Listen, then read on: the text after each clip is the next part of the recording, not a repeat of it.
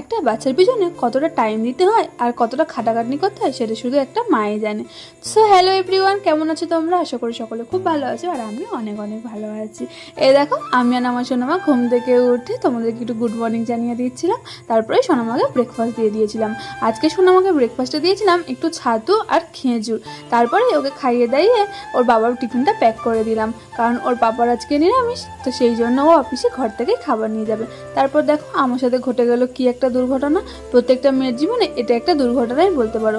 মনটা পুরো খারাপ হয়ে গিয়েছিল, তাই তারপরে আর কোনো ক্লিপ নেওয়া হয়নি। তারপর সোনামাকে নিয়ে গিয়েছিলাম একটু খিচুড়ি স্কুলে, কারণ ওকে ওয়েট করানো হচ্ছিল। তারপর করে এসে খাওয়া দাওয়া করে একটু ঘুমিয়ে পড়েছিলাম দুজনে।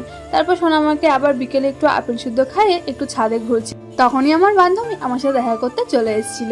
এই যে এটা কি লেবু গাছ বলো তো? কাদের কাদের এই লেবুটা খেতে ভালো লাগে অবশ্যই কমেন্ট করে জানিও। তারপর আমার ছোট বাবারাও দেখো তার সাথে খেলা করছিল, কি সুন্দর। দেখা হচ্ছে পরের ভিডিও।